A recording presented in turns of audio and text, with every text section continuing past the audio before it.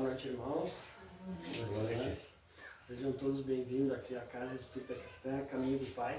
Hoje, com muita alegria em nossos corações, nós damos o nosso primeiro start aqui em Vila Lobos, né? Aqui tinha uma casa espiritualista há uns mais de 3 anos atrás, da qual a gente participava, e ela acabou saindo para Cidade Nova, e a gente tinha esse sonho, essa vontade de abrir uma casa espírita dos projetos que a gente faz de caridade, entrega de cestas básicas, Natal, Páscoa, Dia das Crianças, e a gente vem acreditando e a espiritualidade vem nos amparando, e hoje está aqui o resultado. Conseguimos ganhar um lugarzinho aqui graças a 2 bons corações, ela nos cedeu esse espaço e estamos de casa nova. Então que Jesus possa nos abençoar hoje, esse primeiro dia, que os bons espíritos estejam conosco, nos abençoando, nos livrando de todo o orgulho, todo o ego, vaidade, possamos continuar na humildade e poder servir. É mais uma maneira da gente poder servir esse bairro, servir o nosso próximo, que estejamos sempre firmes e fortes para esse trabalho, tá? Então, sem mais delonga, vamos começar hoje, então.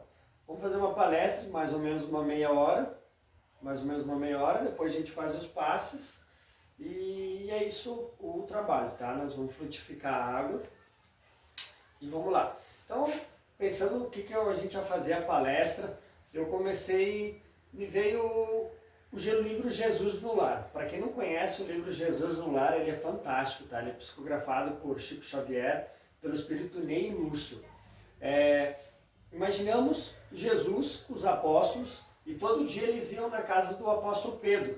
E nesse apóstolo Pedro, eles sempre, no final, eles conversavam sobre alguns assuntos, trivialidades, e Jesus sempre fazia o evangelho no lar. Ele explicava sobre, alguém falou sobre raiva, me fizeram isso, me fizeram aquilo. Ele dava uma história e depois ele fazia o evangelho no lar. Ele abria as escrituras do Antigo Testamento, que nem a gente faz no Espiritismo, que é o Evangelho segundo o Espiritismo, ele fazia naquela época. Então hoje nós vamos começar pelo primeiro capítulo. Vocês vão ver que é muito legal esse livro Jesus no Lar, tá?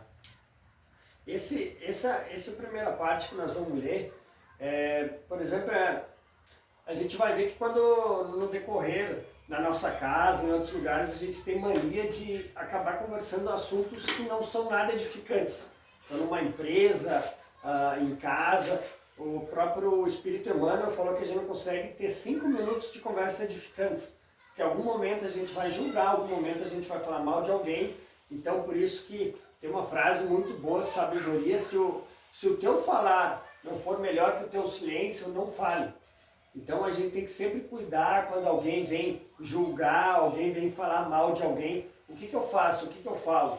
Né? Então isso que o Jesus vai nos explicar isso hoje. Vamos falar um pouco de família, vai ser bem legal, sobre a importância da família. E todas as palestras que eu faço sempre baseando na doutrina espírita. Então, doutrina espírita é se baseando nos ensinamentos dos espíritos. Então, quanto mais ler o Evangelho segundo o Espiritismo, o Livro dos Espíritos, ou algum livro que os espíritos nos trouxeram, isso é doutrina espírita, tá? Então, vamos lá. Então, ele começa assim: povoara-se o firmamento de estrelas, dentro da noite prateada de luar, quando o Senhor, instalado provisoriamente em casa de Pedro, tomou os sagrados escritos e, como se quisesse imprimir um novo rumo à conversação, que se fizera improdutiva e menos edificante, falou com bondade. Então, Jesus estava lá, os apóstolos e discípulos começaram a falar mal de alguém ou algum assunto trivial que não se condiz com aquele ensinamento. Jesus veio com os apóstolos para ensinar a verdade, para poder falar para os apóstolos, para passar a mensagem adiante. Então, Deus nos deu 3 revelações: primeiro por Moisés, os 10 mandamentos; segundo, Jesus veio trazer a sua verdade através do amor. O visto que foi dito aos antigos, olho por olho e dente por dente. Jesus vem, mas ame os seus inimigos, faz o bem para que eles odeiem. Ele mudou a justiça para o amor. E o Espiritismo vem trazer a verdade, né? Cada qual, conforme a humanidade estava pronta para receber aquela verdade. Então, estava aquela galera, começaram a fazer assuntos triviais. Então, Jesus fala com bondade ali, né? Então, a gente vai parar um pouco dessas conversas trivialiantes. Eu vou pegar um pouco de outras passagens para a gente poder entender essa questão de falar. Quando eu devo falar, por exemplo, no livro Vinha de Luz, que é psicografado por Chico Xavier, ele pega frases do Novo Testamento pega uma frase e ele dá um texto contando sobre a história. Daí ele pega essa daqui, o título é Tu, porém, e a frase é Tu, porém, fala o que convém à sã doutrina, do apóstolo Paulo. Daí o texto ele nos diz assim: desde que não permaneças em temporária inibição do verbo, serás assediado a falar em todas as situações. Convocar-te-ão à palavra os que desejam ser bons, e os deliberadamente maus, os cegos das estradas sombrias e os caminheiros das sendas tortuosas. Corações perturbados pretenderão arrancar-te expressões perturbadoras. Caluniadores induzir-te-ão a caluniar. Mentirosos levar-te-ão a mentir. Levianos tentarão conduzir-te à leviandade. Ironistas buscarão localizar-te a alma no falso terreno do sarcasmo. Compreende-se que procedem assim, porquanto são ignorantes e distraídos da iluminação espiritual. Quando alguém vem falar comigo, se vai vir alguém que é acostumado a falar mal de alguém, vai vir alguém e vai falar: tu não viu o Paulo lá? Ele começou a trabalhar aqui e ele fez isso e aquilo. Então ele está te convidando a tu também falar mal. Daí tu fica naquela, eu dou razão, fico quieto. É isso que ele está querendo dizer. Cada pessoa, ela vai vir te testar, como fizeram com Jesus também. Cegos desditosos sem o saber, vão de queda em queda, desastre a desastre, criando a desventura de si mesmo.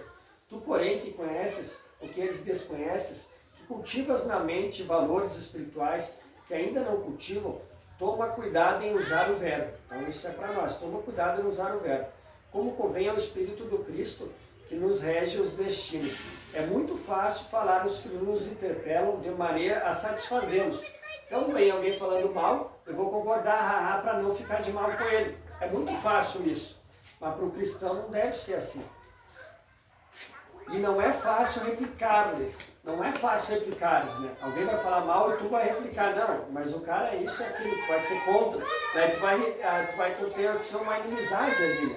Não é fácil, não é difícil replicar-lhes, como convém aos nossos interesses e conveniências particulares. Todavia, dirigimos-nos uns aos outros com a prudência amorosa e com a tolerância educativa, como convém a sã doutrina do Mestre. É tarefa complexa e enobrecedora, que requisita a ciência do bem no coração e o entendimento evangélico nos raciocínios.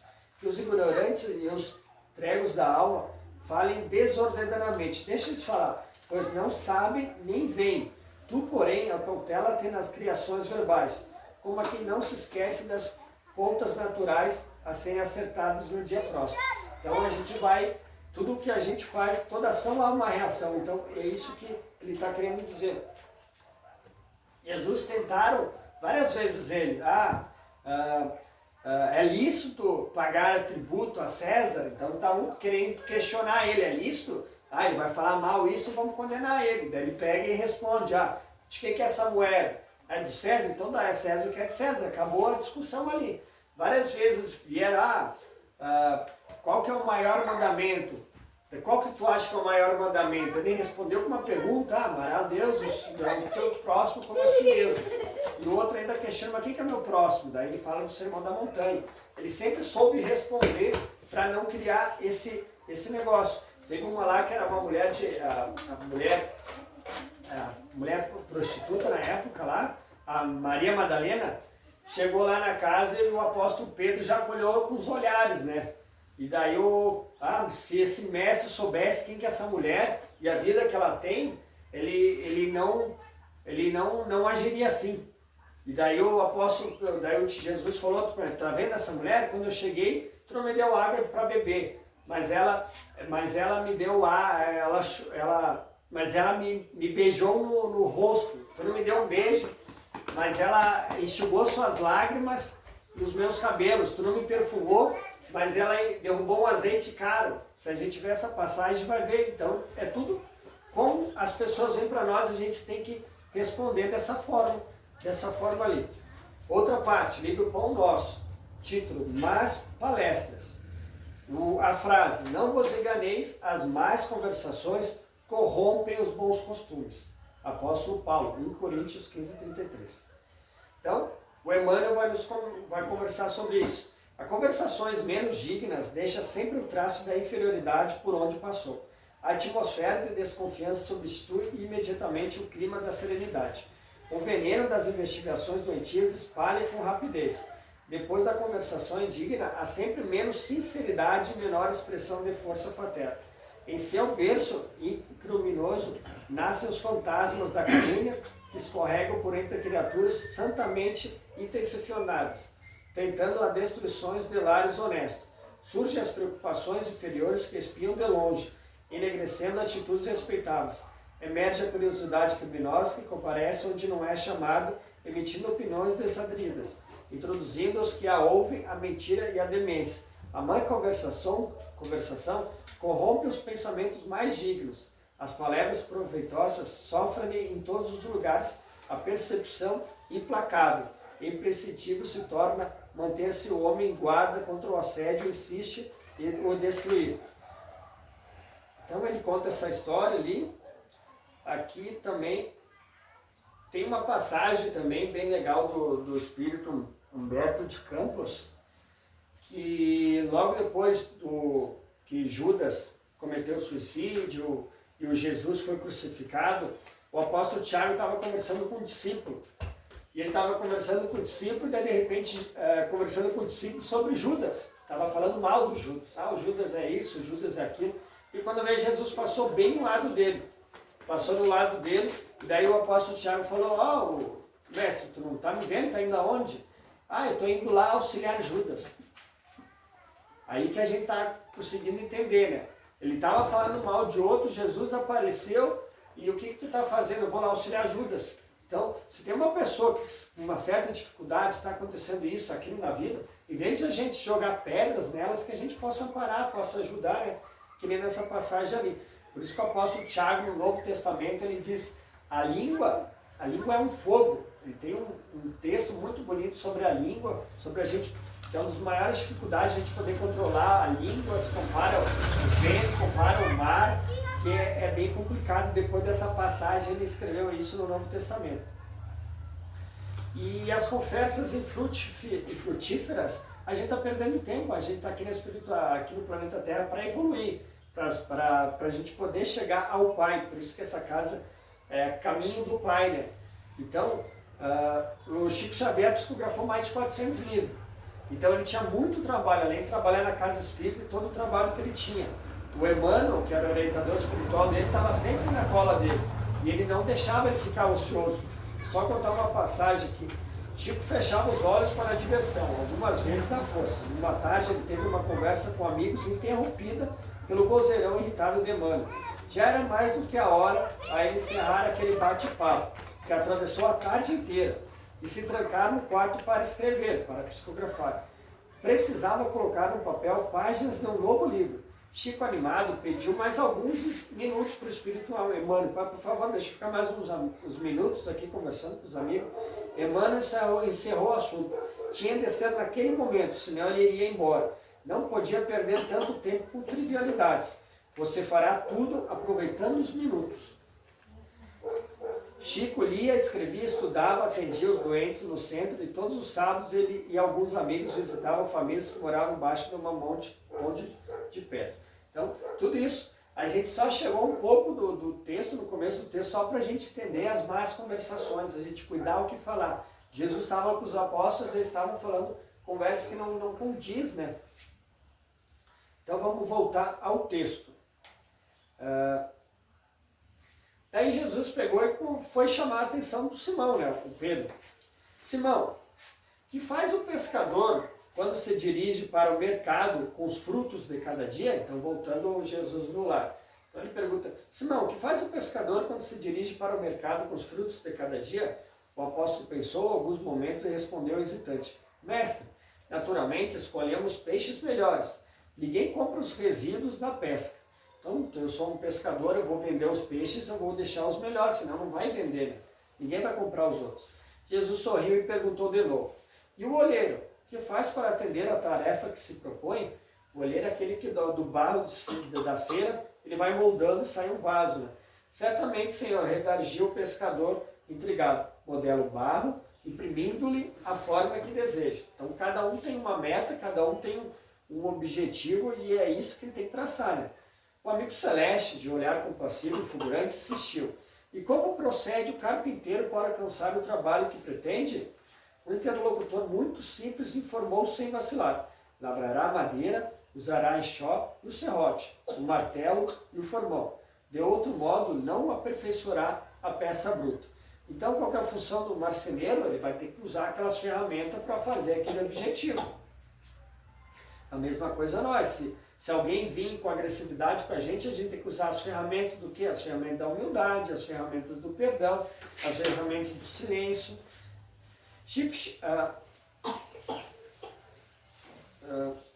Isso aí. Pescador. Tal. Tal. Isso aí. Daí, tá. Agora eu estou voltando ali. Então, tu pode ver que cada função, ele está falando primeiro, o mercador vai ter que vender o peixe, a função é pegar os melhores peixes. Depois o marceneiro, ele vai ter que pagar as ferramentas para fazer aquilo. E cada um tem um objetivo. Então, vou voltando a pegar o ensinamento de Chico Xavier, só para a gente poder entender isso. Um dia, diante de uma mulher quase de joelhos a seus pés, o Chico era muito idolatrado, né, por todas as obras que ele fez. Né? Então, uma mulher se ajoelhou aos pés de Chico Xavier, e Chico Xavier falou assim, não me elogie assim, é desconcertante, não passo de um verme no mundo. Então Chico Xavier sempre na sua humildade, eu não passo de um verme no mundo. No mesmo instante ouviu a voz de Emmanuel, o orientador espiritual dele.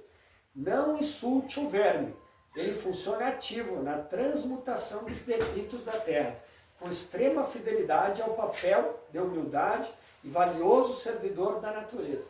Então até um verme tem todo isso de função, né? Ainda nos falta muito para sermos fiéis a Deus em nossa missão. Daí em diante, Chico preferiu se definir em vez de quando como subverme. Então, estamos conseguindo entender? O subverme tem a função dele, ele está fazendo isso. Qual que é a tua função? Qual que é a nossa função no mundo? Qual que é o nosso objetivo? Casar, ter filhos, estudar, fazer faculdade? Uns, eu quero casa, eu quero carro. O cara ganhou o mundo, esse cara se deu no mundo, porque ele tem casa, tem carro, tem isso, aquilo, tem emprego do ano. Isso, o que Jesus falou? Não acumulei tesouros na terra, onde a traça e a ferrugem tudo destrói. Mas acumulei tesouros no céu, onde a traça e a ferrugem não destrói, os ladrões não roubam e não furtam. Pois onde estiver o vosso tesouro, ali estará o seu coração. Qual que é a nossa meta? É evoluir, é evolução.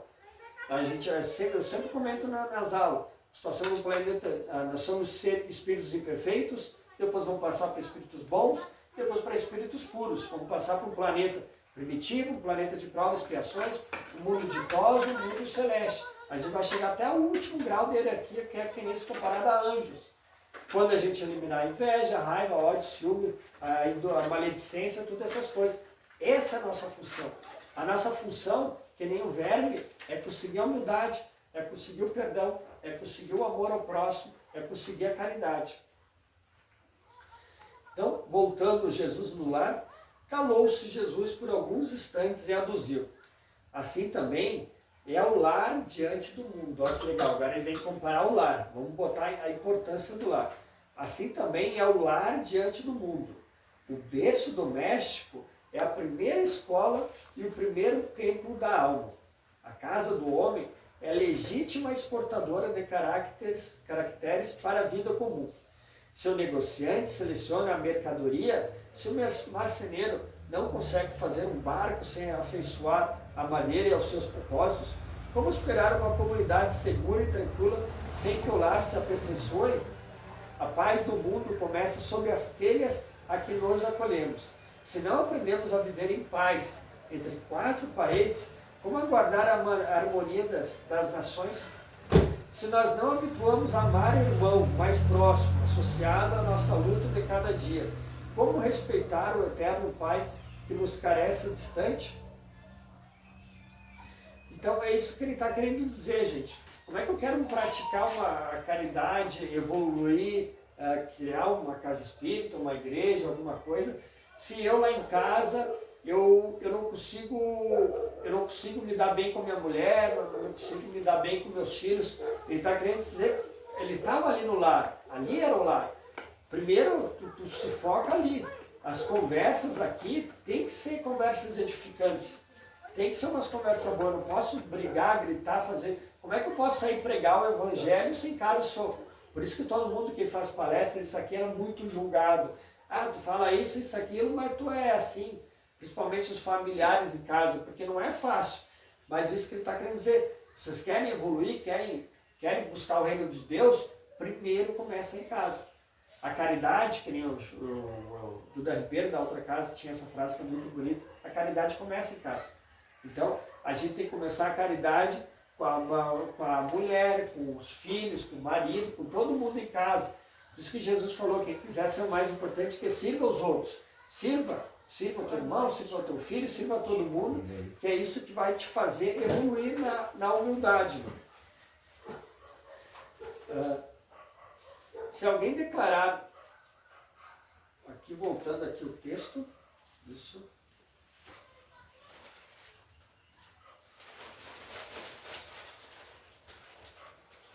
Jesus, tá, agora vamos entender como é que funciona a mesa de casa, que é um horário sagrado, a hora do café, do almoço e da janta. Ó.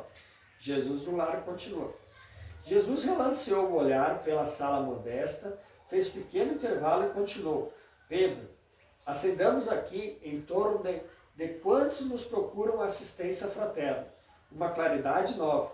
A mesa de tua casa é o lar de teu pão. A mesa de tua casa é o lar do teu pão. Nela recebes do Senhor o alimento para cada dia. Porque fica mais sagrado o horário da comida que a gente senta na mesa. Porque não instalar ao redor dela a sementeira da felicidade e da paz, da conversação e do pensamento. É muito sagrado o horário das refeições. Se vem um alimento, se Deus te deu aquele pão, te deu aquela água, tu tem que ser no mínimo corresponder àquilo. Então tu tem que ter uma conversa edificante ali. O Pai, que nos dá o trigo para o celeiro, através do solo, envia-nos a luz através do céu. Se a claridade é a expansão dos raios que a constituem, a fartura começa no grão.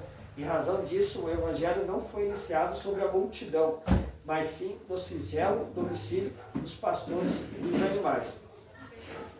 Simão Pedro fitou no mestre os olhos humildes e lúcidos, e como não encontrasse as palavras adequadas para explicar-se, murmurou tímido.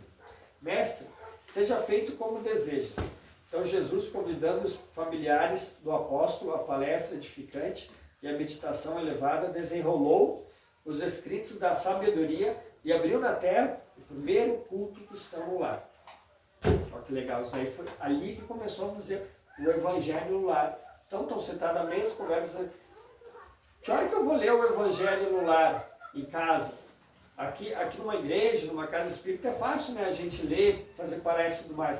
A hora que a gente tem que mais ler é quando a gente briga com a mulher, com o filho, com o marido, quando a gente vê que cometeu erro. Ali que tu tem que se juntar e ler o evangelho, que nem Jesus fez ali, para nos mostrar.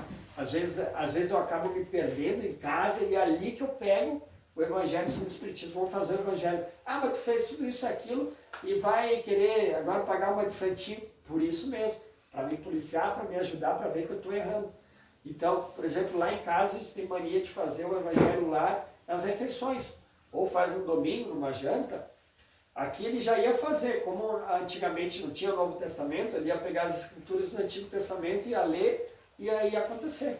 Então pega os familiares, bota nos horários das refeições que está todo mundo ali, que daí já mostra que é um horário sagrado, faz uma oração, peço com licença aos benfeitores espirituais, aos anjos da guarda, que possam vir aqui em casa, tirar todas as coisas ruins que foram colocadas aqui, transmutando tudo em luz, transmutando tudo em amor, que possamos sentir o Evangelho de Jesus, da humildade, da caridade, do amor ao próximo, posso tirar todas essas coisas ruins. Enquanto isso, pega o Evangelho segundo o Espiritismo, abre aleatoriamente, lê uma página, lê duas, conforme tu achar, faz um Pai Nosso, uma Ave Maria, bota uns copos de água fluidificada para que os bons espíritos possam fluidificar e depois está encerrado. Agradece aos benfeitores por ter vindo fazer a limpeza na casa. E como é que vai ser aquele almoço, como é que vai ser aquela janta? Não vai ser edificante, porque a gente se conectou para a espiritualidade. A gente tem que ensinar isso para os nossos filhos, que eles querem chegar, comer uma coisa e já sair brincando. Não, calma, é um horário sagrado. tem que sentar e tem que apaziguar, né? Então, esse capítulo foi de Jesus no lar, e uma parte muito legal do livro Nosso Lar. Quem viu o filme, não lembro se está no filme, mas no livro Nosso Lar, quando o André Luiz depois, lá no plano espiritual, e depois oferece uma casa para ele ficar lá com o pessoal, eles viram que tinha uma mulher que não estava sentada à mesa, que era uma sobrinha. E daí, por que ela não vem sentar aqui na mesa comer? Que eles, no plano espiritual também comem, come e bebe, bem a mesma muda um pouco daqui, né? Por que não? Porque ela não está em equilíbrio. Ela está, na verdade, ela tinha que estar sendo tratada no hospital, mas pedir para ela, para cuidar dela. Então, quando ela se reequilibrar, ela vai poder sentar à mesa e conversar. Para tu ver como é sagrado esse horário. Uma pessoa desequilibrada não podia fazer as refeições, porque aquela energia, aquele ódio, aquela mágoa, aquela coisa podia contaminar os alimentos, contaminar a água. Por isso que a gente vê certos vídeos de tu falando coisas feias para um arroz ou para uma água, e tu vê depois lá no futuro que ela fica contaminada, alguma coisa assim, porque as palavras têm poder, tá? Então é só para falar sobre esse no livro Nosso Lar, que é bem legal, do Chico Xavier, tá? Então, mais um pouquinho de tempo eu vou falar um pouco de família aqui. Tem vários ensinamentos aqui, bem legal, mas vamos fazer isso aqui. Casal, família. Aqui. Não, deixa eu ver que eu tinha separado aqui só um pouquinho.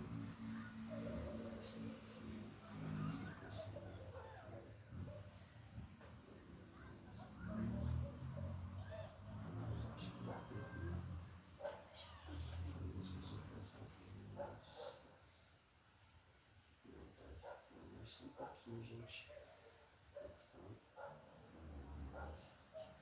eu acho que eu passei aqui no celular.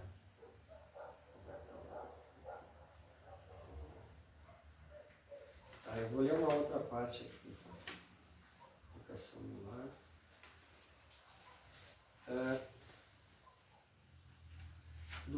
Educação no lar. Vamos ler essa aqui. Vós fazeis o que também vistes junto de vosso Pai. Então a gente somos exemplo para nossos filhos, a gente tem que cuidar, né? Se no horário de comer eu fico falando mal e tudo mais, o que tu acha que o seu filho vai fazer? Vai falar mal de todos os outros. Se ele me vê eu gritando com a minha esposa ou brigando com o meu vizinho, ele também vai gritar.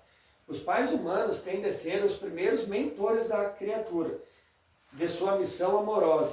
Decorre a organização do ambiente justo. A tarefa doméstica nunca será uma válvula para gozos improdutivos, porque constitui trabalho e cooperação com Deus.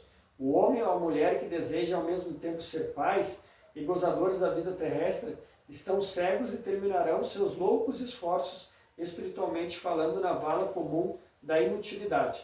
Debalde improvisarão sociólogos para substituir a educação no lar por sucedâneos abstrusos que envenenam a alma. Então ele quer dizer, se os pais que têm essa missão de educar os filhos e não dão atenção para isso, futuramente eles vão intermediar para psicólogo, para isso, aquilo, vão querer que o colégio eduque, vão querer que os outros eduquem. Esses pais que são mais do mundo. Só um espírito que haja compreendido a paternidade de Deus, acima de tudo, consegue escapar à lei pela qual os filhos sempre imitarão os pais, ainda quando estes sejam perversos.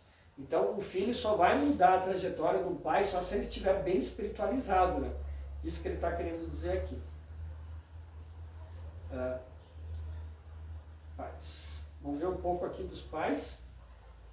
E vós, pais, não provoqueis a ira aos vossos filhos, mas criai-os na doutrina a demonstração do Senhor. Então aqui vai ser puxar um pouquinho de orelha para o pai, para ele poder entender, de ter um pouco de equilíbrio. Ele tem que educar, ele tem que ser severo, austero, mas também não pode ser aquele pai com ternura, que só passa a mão na cabeça.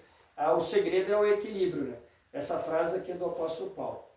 Assumir compromissos na paternidade e na maternidade constitui engrandecimento do espírito. Quem se designa para ser pai e mãe se constitui engrandecimento do espírito. Sempre que o homem e a mulher descompreendam o caráter divino, só quando ele compreender o caráter divino, Infelizmente, o planeta ainda apresenta enorme porcentagem de criaturas mal avisadas relativamente a esses sublimes atributos. Então, querendo dizer que a maioria não levam a sério essa missão. Os pais do mundo, admitidos às assembleias de Jesus, precisam compreender a complexidade e grandeza do trabalho que lhes assiste. Eles têm que entender que isso é importante. É natural que se interessem pelo mundo, pelos acontecimentos vulgares, todavia é imprescindível não perder de vista que o lar é um mundo essencial, onde se deve atender aos desígnios divinos, no tocante aos serviços mais importantes que lhes foram conferidos. Os filhos são as obras preciosas que o Senhor lhes confia às mãos, solicitando-lhes cooperação amorosa e eficiente. Receber encargos desse teor é alcançar nobres títulos de confiança. Por isso, criar os filhinhos é aperfeiçoá-los. Não é serviço tão fácil. A maioria dos pais humanos vivem desviados através de vários modos, sejam elas excessos de ternura, passa a mão na cabeça e tudo mais, tá tudo certo, ou demasia de exigência. Filho, tu fez isso, tu fez só brigando, tá errado, tá isso, aquilo. Por isso que é importante fazer o evangelho lá, que nem Jesus fez, em vez de só criticar, trazer um conhecimento ali, né? A maioria dos pais humanos vivem desviados através de vários modos, sejam elas excessos de ternura ou na demasia de exigência. Mas à luz do Evangelho caminharão todos no rumo da nova era, compreendendo que se para ser pai ou mãe são necessários profundos dotes de amor, à frente dessas qualidades deve brilhar o divino dom do equilíbrio. Então é isso que ele quer dizer para nós aqui. Vou falar mais uma aqui do casal. Como aqui no livro O Consolador do Espírito Emmanuel, psicografado por Chico Xavier. Como devem proceder aos cônjuges para bem cumprir seus deveres? Como deve ser o casal deve agir para cumprir os seus deveres? Resposta do Emmanuel. O matrimônio, muito frequentemente na Terra, constitui uma prova difícil, mas redentora. A gente vai buscar a redenção, né? Talvez a gente tenha algum débito com essa pessoa, né? Os cônjuges, os casal, desvelados por bem cumprir suas obrigações divinas, devem observar o máximo de atenção, respeito e carinho mútuo. Tem que ter um respeito e carinho mútuo entre os dois, concentrando-se ambos no lar. Sempre que haja um perigo ameaçando-lhe a felicidade doméstica, porque na prece, busque na prece e na vigilância espiritual, encontrarão sempre as melhores defesas. Sempre quando vê alguma coisa, sempre busca na prece. No lar, muitas vezes, quando um dos cônjuges se transvia, a tarefa é de luta. Aqui acho que ele quer dizer sobre isso, traição, tá? No lar, muitas vezes, quando um dos cônjuges se transvia, a tarefa é de luta e lágrimas penosas. Porém, no sacrifício, toda a alma se santifica e se ilumina, transformando-se em modelo no sagrado instituto da família, para alcançar a paciência e o heroísmo doméstico. Faz-se mister a mais estranhada fé em Deus, tomando-se como exemplo divino a exemplificação de Jesus no seu apostolado da abnegação e de dor e da face da terra. Então isso aqui vai muito das mães antigas, né? As de hoje também. Mas eu digo, o homem traía as mulheres, fazia o que queria, e a mulher estava lá, com fé em Deus, com humildade, sabendo que tinha que ficar casado e aguentando tudo isso. Isso que o humano está querendo dizer. Hoje em dia tem mais separações, mas aquela mãe guerreira que ficava ali firme, porque sabia que tinha que educar os filhos, essa, quando ela desencarnou, ela foi humilhada, os mais humildes serão exaltados. Então, a sua evolução, quanto mais eu me abnego, me renuncio, isso são virtudes. Isso que a gente tem que entender, né? Eu acho que vida conjugal, vou falar mais um aqui, daí a gente termina, tá? Vida conjugal, o título, o livro A Vinha de Luz, tá? A frase aqui do apóstolo Paulo. Assim também vós, cada um em particular, ame a sua própria mulher como a si mesmo, e a mulher reverencia o seu marido. As tragédias da vida conjugal costumam povoar a senda comum, explicando o desequilíbrio. As tragédias da vida comum costumam povoar a senda comum, explicando o desequilíbrio. Invoca-se incompatibilidade dos temperamentos, os desencantos da vida íntima ou as excessivas aflições domésticas, excesso de crítica, falta de valorização. O marido disputa companhias novas ou entretenimentos prejudiciais. Então, naquela época, ele dizia, o homem vai mais jogar futebol, vai em churrasco, e a mulher mais ficava no lar, né? Ao passo que, em muitos casos, abre-se a mente feminina ao império das tentações, entrando em falso rumo. Semelhantes situações, porém, será sempre estranhável nos lares formados sobre as escolas da fé, nos círculos do cristianismo. No círculo do cristianismo não pode ser assim, né? Os cônjuges com o Cristo acolhem acima de tudo as doces exortações da fraternidade.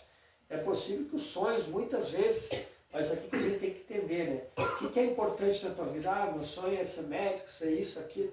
Isso que ele está dizendo. O mais importante aqui é a família.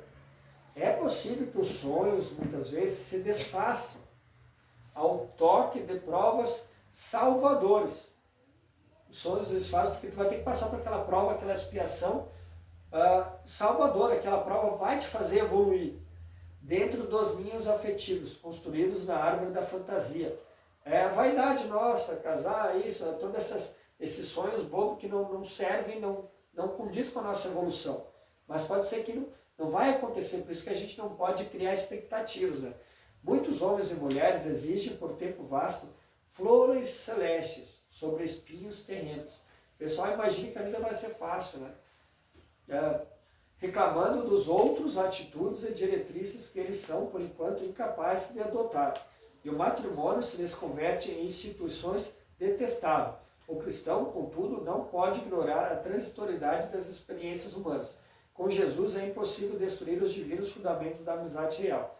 Busque ao lado útil e santo da tarefa e que a esperança seja a lâmpada acesa a caminho. Tua esposa mantém-se em nível inferior à sua expectativa? Lembra-te que ela é mãe de teus filhinhos e serva de tuas necessidades. Teu esposo ignorante e cruel, não ouvides que ele é o companheiro que Deus te concedeu. Então, tem bastante material sobre família, pai, mãe, filhos, casal. A gente vai falando no decorrente das palestras, mas hoje que deu para entender isso, é cuidar as conversações, o que a gente dá aquilo que tem, então cuidar essas conversas, principalmente em casa, a gente tentar fazer o evangelho no lar. Faz todo dia, quanto mais tu fazer o evangelho no lar, melhor a tua casa. E tem um livro agora eu não lembro qual, dos mensageiros, não sei qual o capítulo, que foi feito o evangelho lá na casa, e aquela casa em minutos, o André Luiz, do plano espiritual, viu, ela criou uma luz toda protegida. E depois eles foram ver do lado de fora, os obsessores e todo mundo, começou uma tempestade no plano espiritual. Eles começaram a buscar em abrigo. E como eles são muito do plano da terra, né, muito material, eles estavam procurando em casas noturnas, onde estavam mais para a evolução dele da matéria. E estavam entrando nas casas, as casas que não faziam oração, que não faziam evangelho lá. E eles tentavam entrar nessa casa, e eles levavam um choque, e não conseguiam entrar nessa casa porque ela era protegida. Da importância da gente fazer oração. A oração é boa, a gente tem que fazer oração, mas o evangelho, ler aquele texto, vai trazer conhecimento para nós. Tá? Então, acho que é isso a palestra de hoje, espero que tenham gostado. Hoje a gente entramos na história da Casa Espírita Cristã Caminho do Pai, como o primeiro dia. Todos se sintam felizes, eu estou muito feliz com isso. Então, hoje é um novo começo, que Jesus sempre possa nos abençoar, que a boa vontade nossa sempre prossiga, tá? Então, gratidão.